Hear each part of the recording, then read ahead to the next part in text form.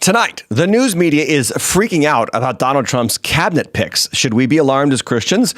And we look at the difference between Trump and Biden on who they let set foot in the White House. It might be a good thing if RFK Jr. gets there, friends. This is your favorite night of the week, The Deep End on Tim Hatch Live.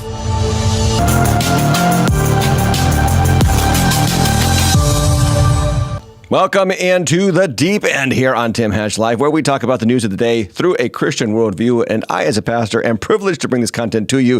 If you'd hit the like button, the subscribe button, the notification bell, get notified every time we go live on your smartphone device. But remember, friends, that this content is for educational purposes only. And we've got to talk about the fact that 2024 is nothing like 2016 when it comes to Trump's incoming regime, and we're going to look at it on Deep End News. Deep End News. The news you choose if you could choose news.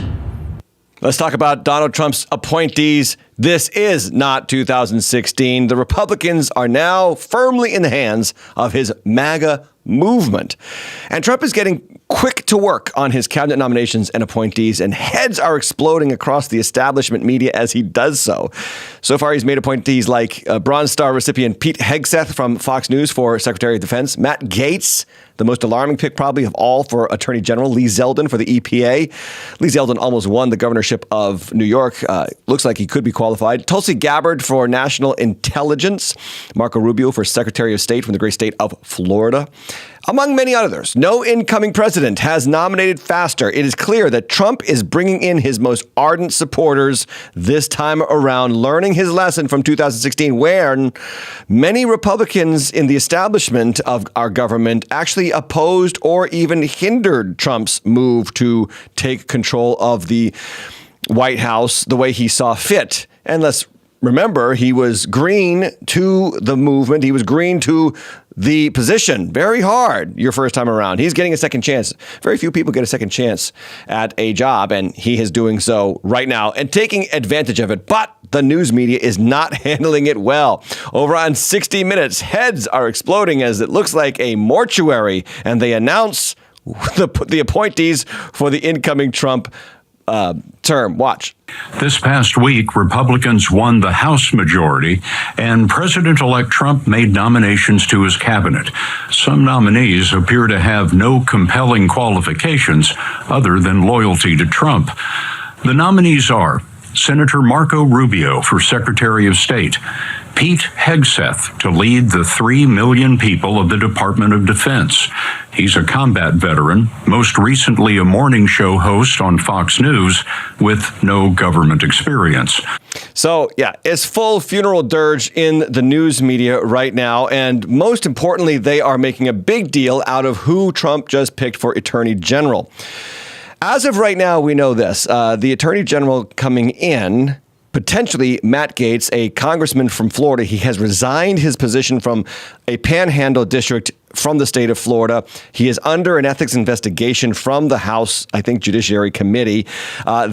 His resigning looks like he's trying to avoid that report coming out, but the senators who will be voting on his confirmation want to get a copy of that report. He has been accused of sex trafficking, sex with underage women.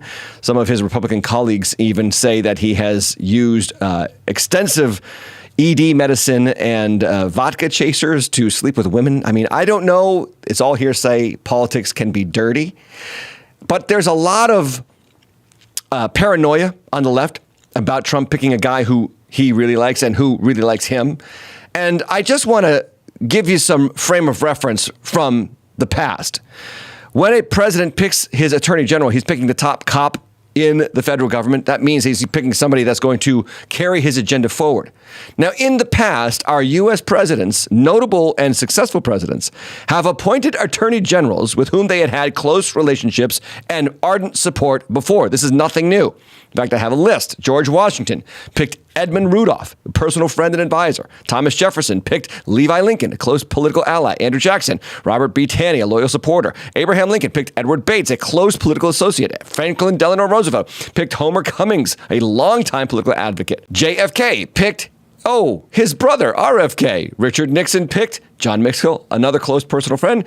Bill Clinton picked Janet Reno, a trusted advisor. Barack Obama picked Eric Holder, somebody who worked on his campaign for president. And Trump, in his first term, picked Jeff Sessions, who did not support him through the Russian collusion hoax, and then William Barr, with whom he had no prior relationship.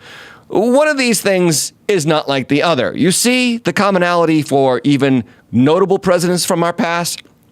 They chose AGs who they knew would support them.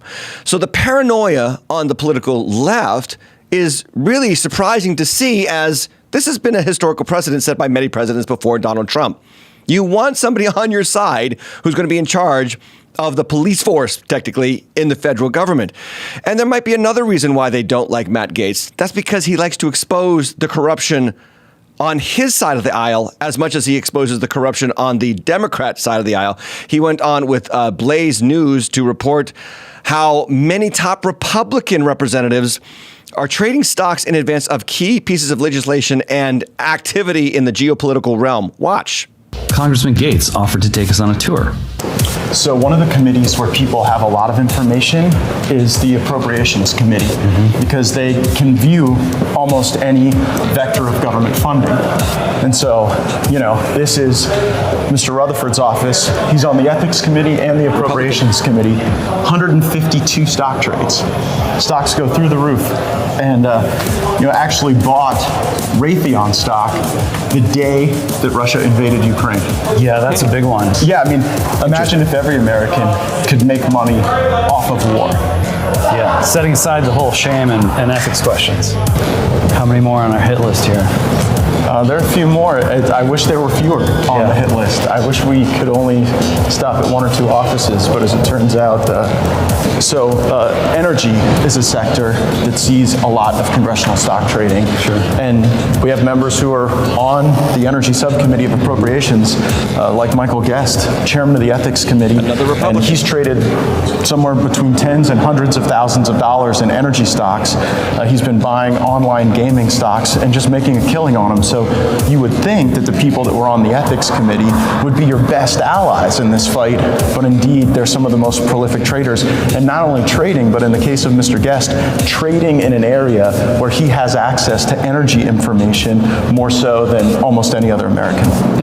So one should be begging the question, why does he get so much pushback in the halls of power, both from Republicans and Democrats? Maybe because he is a true outsider who challenges the corruption on both sides of the political aisle. And I think as voters who want our government to represent us well and not do this this very corrupt, padding of their own pockets in the name of personal gain through insider information, I think we want people fighting for justice like that. I don't know.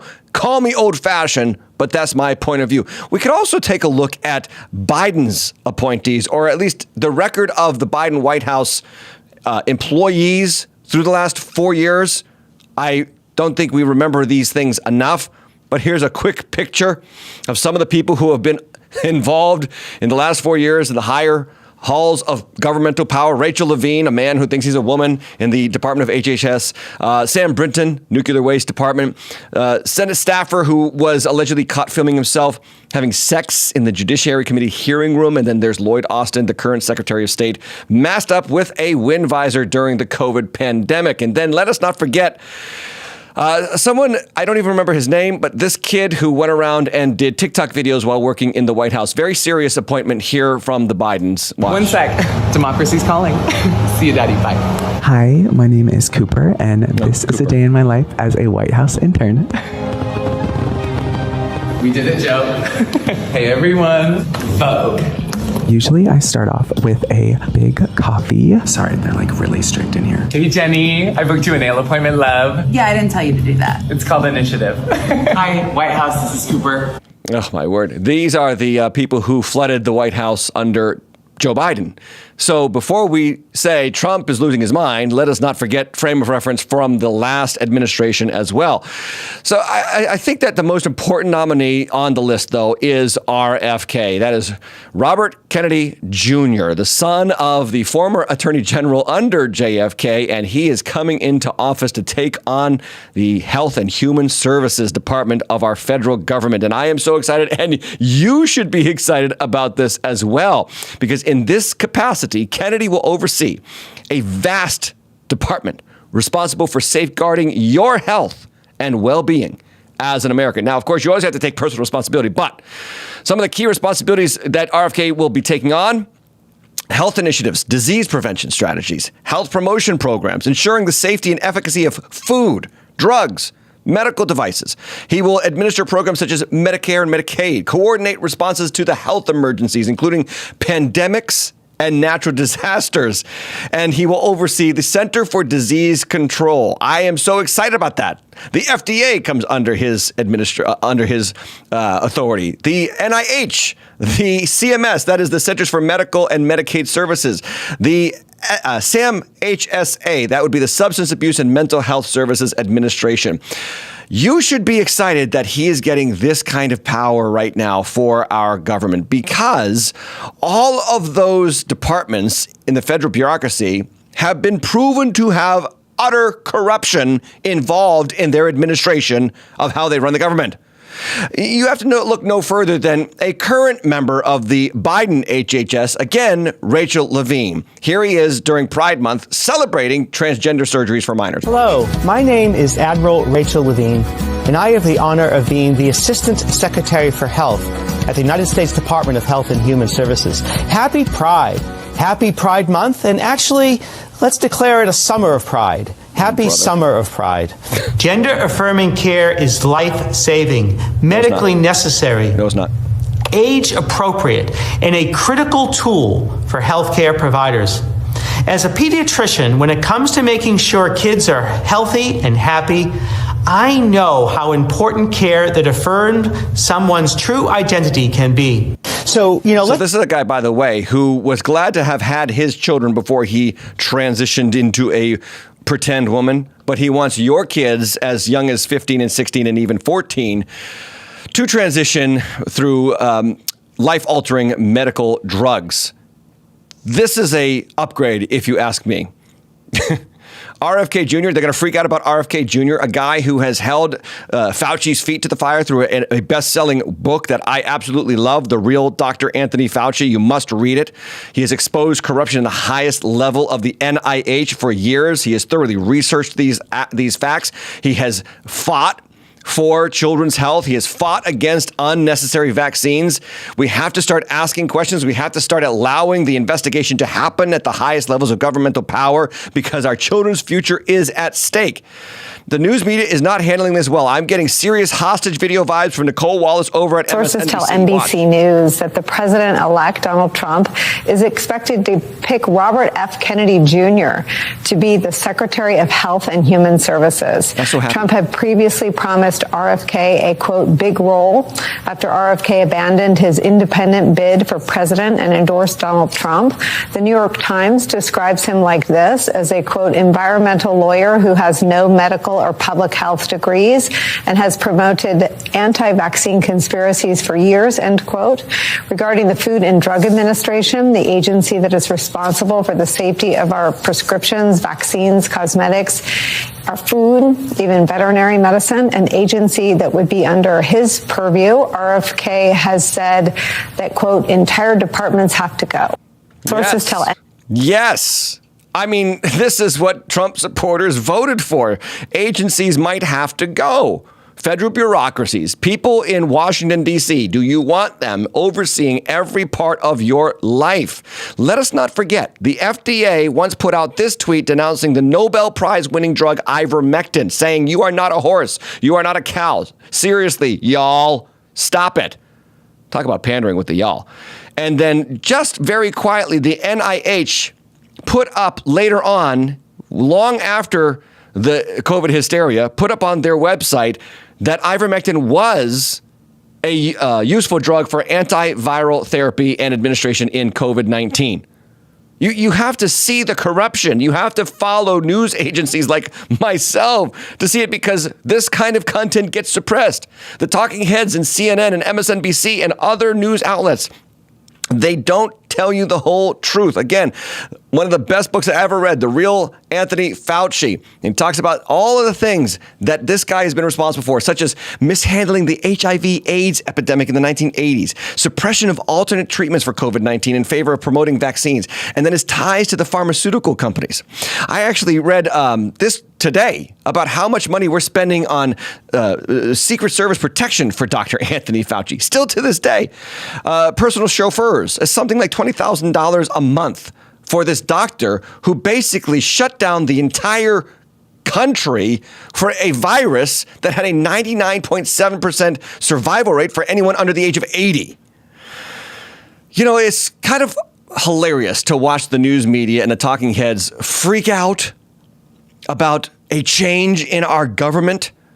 I bring you this wonderfully hilarious news headline from the Babylon Bee. Quote, fattest, sickest country on earth concerned new health secretary might do something different. Yeah, you think? Maybe it's time for a change. You know, we've tried it the old way for how many years? How about something new? By the way, as a Christian, we should be in favor of new things. Even God loves to do new things. And correction, or course correction in this case, is a necessary good for a government and a society to advance. Sometimes we get so bloated in our federal government bureaucracy that we don't take time to hold it accountable. And all of these people in these departments have a vested interest in keeping their jobs. And then the media does the busy work on television, convincing you that everything is going to fall apart should we take a different course. Even Democrat Senator Cory Booker of New Jersey says there's a serious problem with our food and it needs to be addressed. Watch. Food in America is making us sick. It's driving the highest levels of disease and suffering in our nation's history. And our food system is putting our farmers in economic crisis, with most American farmers having to work a job off the farm to make ends meet. Why? Because giant, consolidated multinational food corporations make massive profits off of this broken system. More of us have to be aware of what is happening. Our food system is designed to support and subsidize ultra-processed junk foods and not the foods that our doctors are telling us that we should eat most More of. on that later. Think about this for a second. More than 90% of our federal food subsidies go to the foods that can make us sick, and less than 10% go to the foods nutritionists say should be the majority of our diet. That's why kids in communities all across the country go into a community grocery store and they see a Twinkie-like product cheaper than an apple. Cheap, ultra-processed, subsidized foods, subsidized by your tax dollars, in our farm bill now make up about 73% of the foods in our grocery stores. So maybe change is going to be good. Maybe we don't have to freak out just yet. Let's give them a chance, right? We believe in that in America. Give them a chance to govern. And if you don't like them, in 2 years, you vote Democrat and you sweep out the Republican majority in the House and in the Senate, and then you hold Trump accountable. That's what we can do as American citizens. But maybe it's time for a change. Maybe it's time to make America healthy again with new tactics, because the old tactics don't work. And just case in point, how the news media is all in on demonizing Robert F. Kennedy Jr. before he even gets into the position. This piece from the New York Times there's a little section of it demonizing Robert Kennedy and calling him a liar about all the artificial ingredients in food. The New York Times, a lying organization. I don't know if we have found a bigger one. The old gray lady. She needs to be put out to pasture. So the article is supposedly holding RFK's feet to the fire. And let's just read one of the paragraphs from the article. Mr. Kennedy has singled out Fruit Loops as an example of a product with too many artificial ingredients, questioning why the Canadian version has fewer than the U.S. version. But he was wrong, says the New York Times. The ingredient list is roughly the same, although Canada's has Natural colorings made from blueberries and carrots, while the U.S. product contains red dye 40, yellow dye 5, blue 1, as well as butylated hydroxytoluene, or BHT, a lab-made chemical that is used for freshness according to the ingredient label. Do the New York Times editors even read the articles that they publish?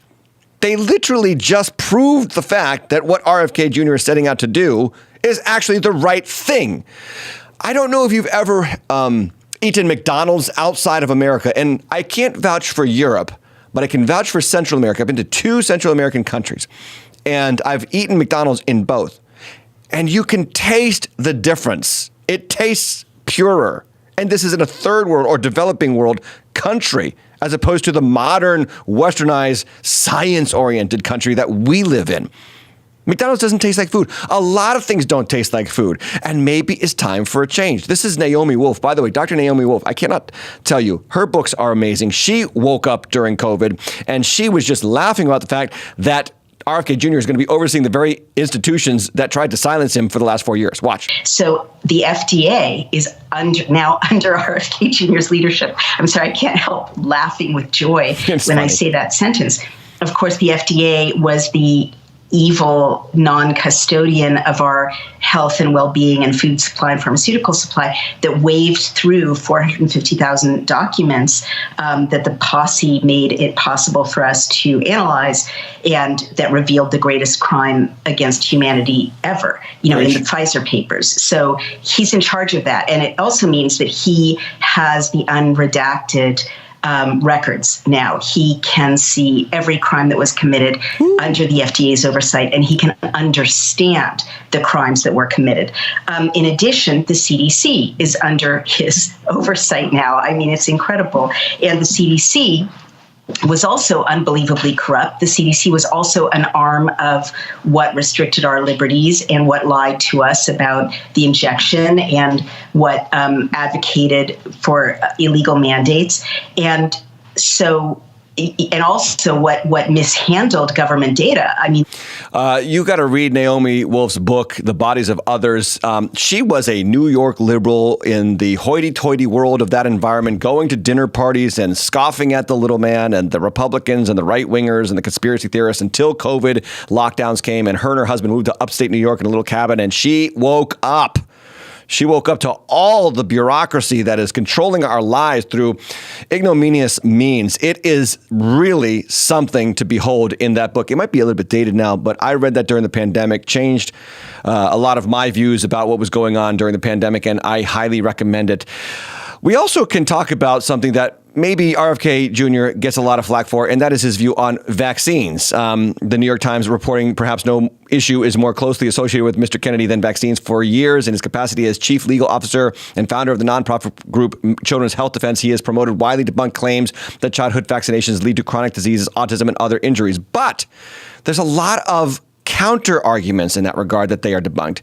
And he has the receipts of his research from reputable doctors in medical established communities around the country that we need to take a look at this.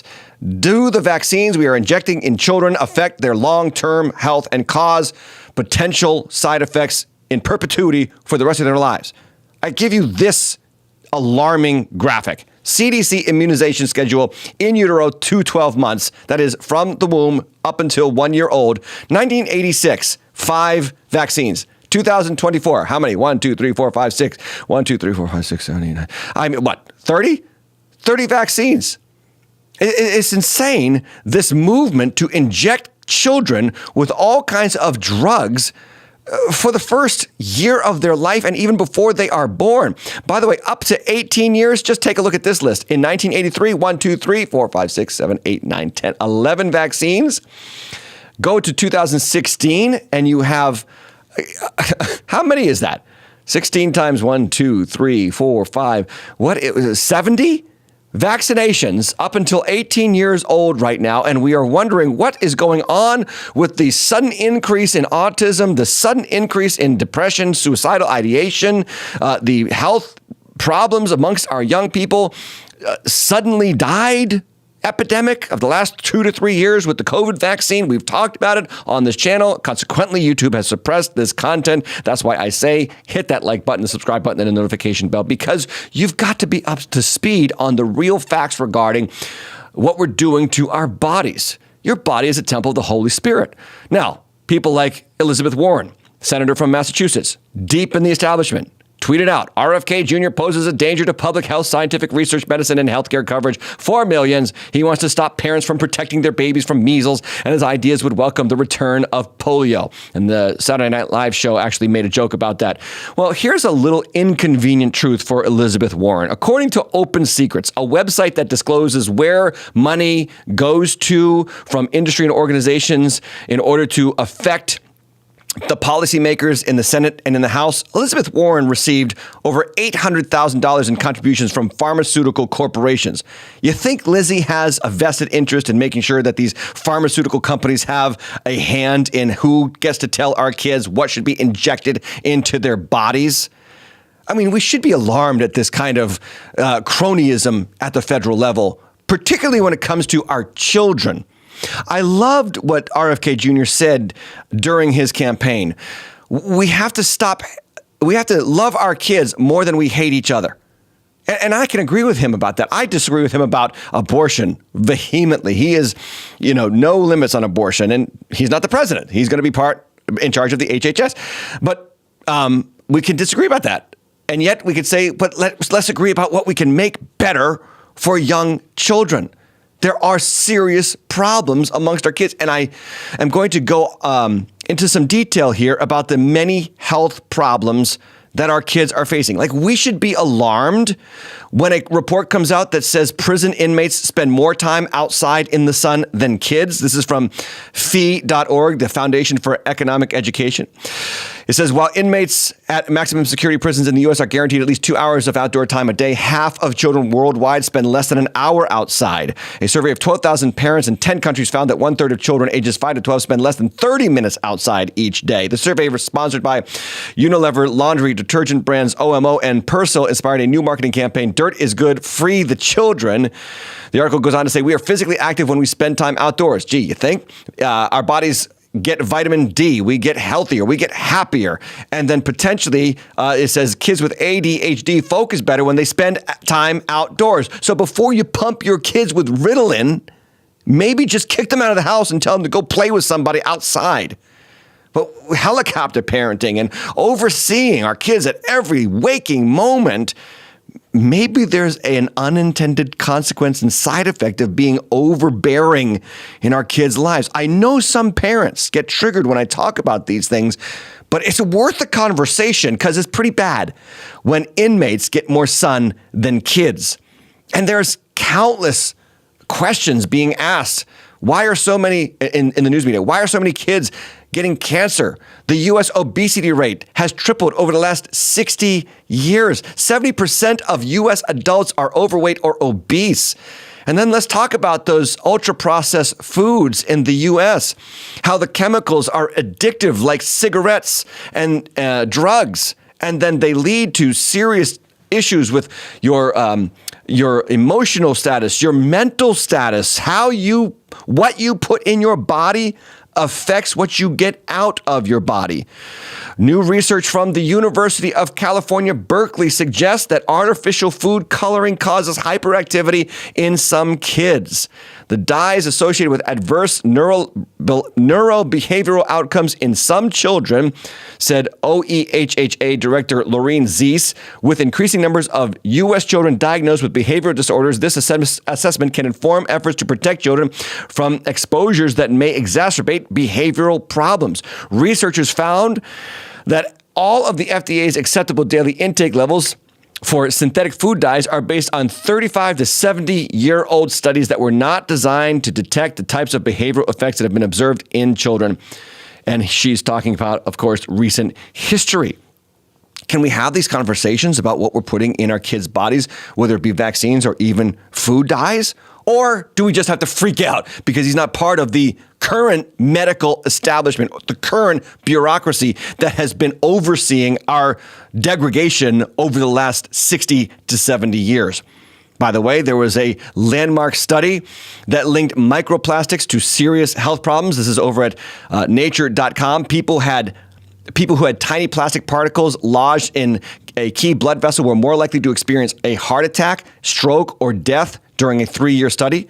The Washington Post even reports, even though with a far softer tone in the title, What to Know About Microplastics, it says there's growing evidence that having tiny fragments of plastic in our blood or body tissue may be harmful. Some research has linked the presence of microplastics in blood vessels to cardiovascular disease. Microplastics in the colon have been linked to bowel disorders, and there's even evidence that tiny fragments of plastic can cross important barriers in the body, including the placenta and the blood-brain barriers, meaning these fragments could affect newborns and cross into our brains. These are the health problems that we are experiencing in large numbers as a result of how we have been handling our bodies, vaccines, and foods for the past half a century. Maybe it's time for a change. More evidence that RFK Jr. might be the best thing that we could have happen to the federal government. Why is there this huge list? And if you're looking at the screen right now, the Chicago Tribune published this enormous list of food additives or ingredients that are allowed in U.S. foods, but other countries, notably westernized countries in Europe, absolutely ban. There's too many to name here. I'm going to give you some highlights. Farm-raised salmon, available in America. That farm-raised salmon is fed a toxin that gives it its color, and it causes serious hormone changes in children. BVO, this is brominated vegetable oil, is banned in Japan and the European Union because it contains bromine. Bromine is possibly linked to memory loss and skin and nerve problems. It's also in Mountain Dew and Fresca. There's chicken produced in the United States that gets washed in chlorine to reduce the risk of spreading disease and illnesses like salmonella. This practice is banned in the United Kingdom and the European Union because it promotes unsanitary farming practices. BHT and BHA, preservatives, which are suspected to be carcinogenic and impair blood clotting when you get a wound in your body. These preservatives are banned in the United Kingdom, Japan, and several other European countries, but they're in Frosted Flakes in the U.S., Honey Bunches of Oats, Rice Krispies, Wheat Thins, and countless other products that we buy at our grocery stores. These things should alarm us, guys. And it's time for Christians to get up to speed on this, because we know that God gives us only one body this time around. I know we get a heavenly body. I'm all for it. I'm looking forward to my heavenly body. This body gets aged. It gets weak. Paul says it gets sown in dishonor. You know, it's hard to get old. You wake up with injuries. I get the whole picture. I'm starting to feel that myself. But can we take care of our body? Because we only have one this side of heaven. I mean, I don't want to wait. I'm in my 40s. I don't want to wait 30 more years before I get a new body. Let me take care of this one and honor God with my body, because my body, God has chosen to be a temple of the Holy Spirit. More information that we need to cover about the health issues that we are facing with what we are putting into our kids. This article from Fox News, depression risk spikes for those who eat unhealthy foods, is not a coincidence. Now, this is a funny article, but let me read some of the highlights. Researchers from Brigham and Women's Hospital and the Harvard T.H. Chan School of Public Health analyzed the dietary choices and mental health of more than 31,000 women between 42 and 62 years of age, and has found, quote, ultra-processed foods include things like chips, candies, frozen TV dinners, chicken nuggets, sodas, sugar-filled breakfast cereals, and packaged soups. The just add hot water type. Those who had the highest intake of UPS, this is ultra-processed foods, UPFs, had a 34% to 49% increased risk of depression, the study found. While we cannot figure out what came first, the depression or the UPF, it is vital to note that when people reduced their intake of UPF, ultra-processed foods, there was a consequential reduction in depression. And the doctor there saying that was Dr. Tanya Frederick, a registered dietitian nutritionist in Charlotte, North Carolina. Now, my thoughts about this article and the research from, what was the article saying? Brigham and Women's Hospital and Harvard. My question is, do we really need a study for this? Like, I know how I feel when I eat a few potato chips. I feel terrible. I know how I feel after McDonald's or Burger King. I feel terrible. Sometimes when I'm in a rush, I'll admit, sometimes when I'm in a rush, I get this food, but immediately I regret it after I eat it. I mean, this is the problem, though, with the society that we live in. We need experts and research from Harvard to tell us, hey, that greasy, fatty crap that you feel bad about eating actually causes depression. Gee, maybe that's why I feel depressed after I eat it. You see, Christians, we are body, mind, and spirit and soul. Jesus shows up and he says, love the Lord your God with all your heart, soul, mind, and strength. Strength referring to your body. There are 4 aspects to our creatureliness. They are all intended to glorify God, including your body. What you put in is what you get out. And what you put in affects how you feel. It affects, I believe, your faith, whether or not you feel like going to church or feel the joy of the Lord. I mean, I know we can pray for the joy of the Lord, but if we don't change our dietary habits, stop praying. Like, if you want joy, do things with your body that will produce joy. We can't just over-spiritualize the challenges of our lives. I say this as a pastor because I want the church to thrive in this age. I want us to question the government establishment. And yes, when RFK Jr. gets in, start doing your research and figuring out what is good, what is healthy, what is expedient for your well-being. It's your body and your life and your family that's at stake. America has a serious problem. I present you this alarming chart. Obesity rates in the U.S. versus European countries. U.S. states and European countries all listed here, 96 of them.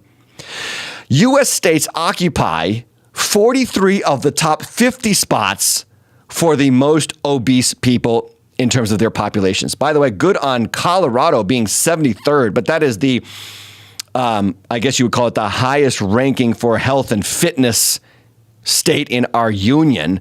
West Virginia takes number 1 with 37.7% of the population being obese. And then we have the news media and the entertainment media.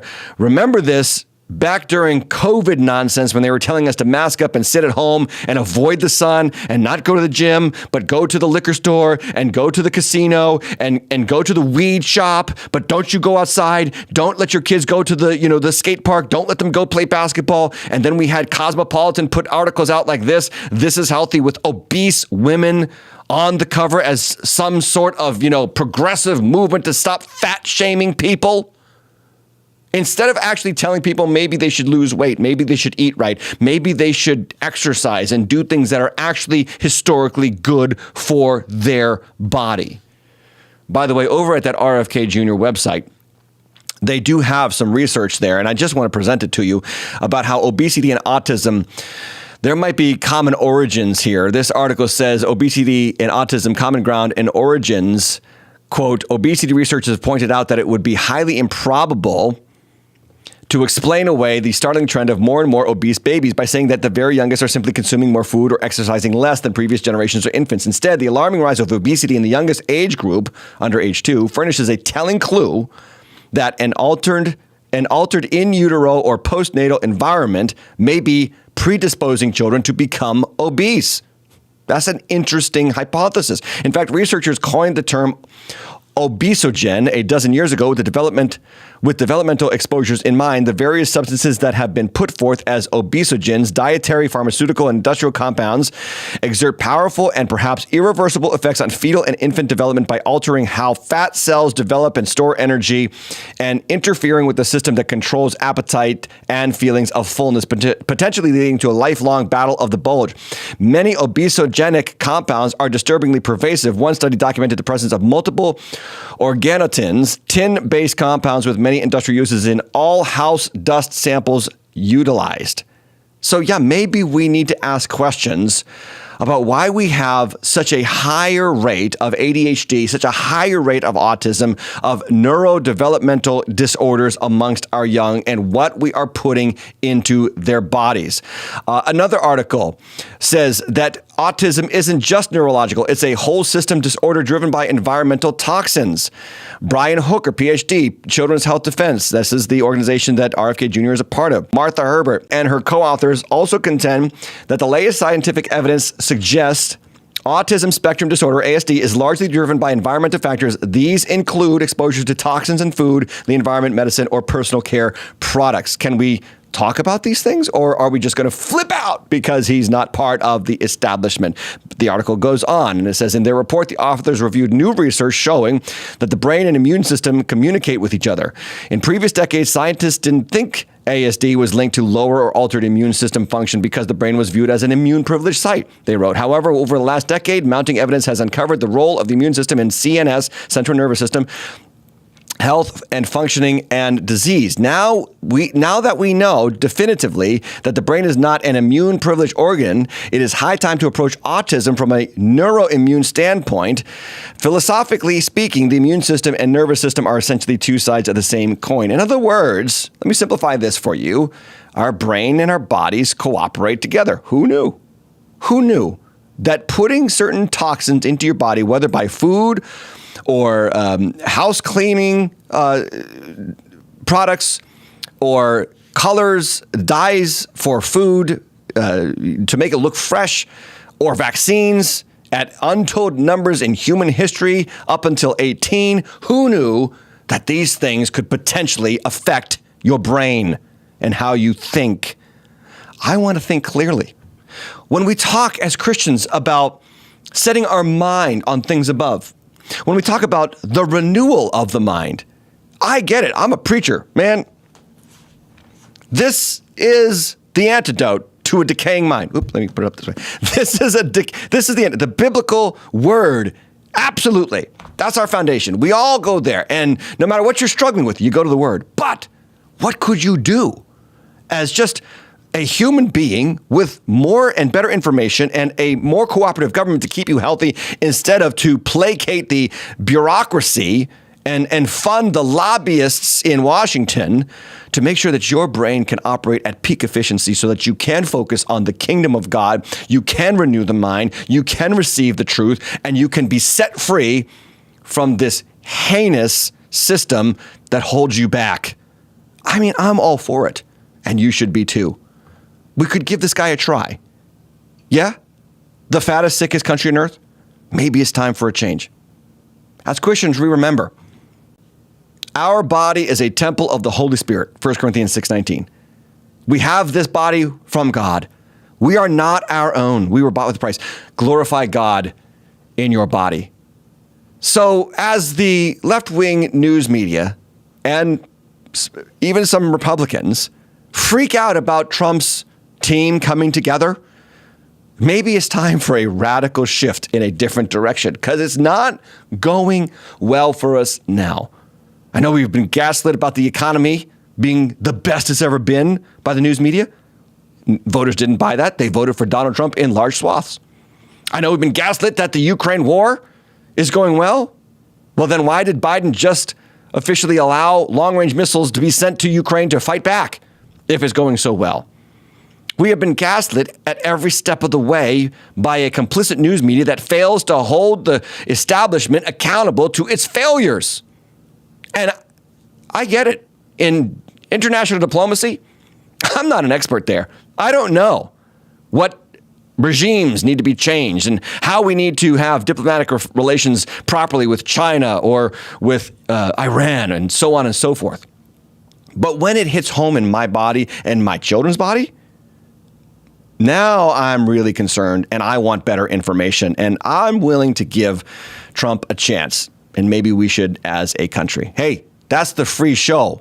We got a lot of extra content tonight, and I'm talking a lot. You are not going to want to miss it. Check out the extra content by signing up to be a supporter of this channel. Patreon.com/Tim Hatch Live. For $10, you can just give it a month try and get a hold of it. We are going to talk a lot more about Trump's appointments and some serious issues facing our country. When you support us, we support Project Rescue and the American Bible Society. It's been a privilege to bring this content to you. Hey, renew your mind, not just in the word, but in what you're putting in your body and in your children's bodies. God bless.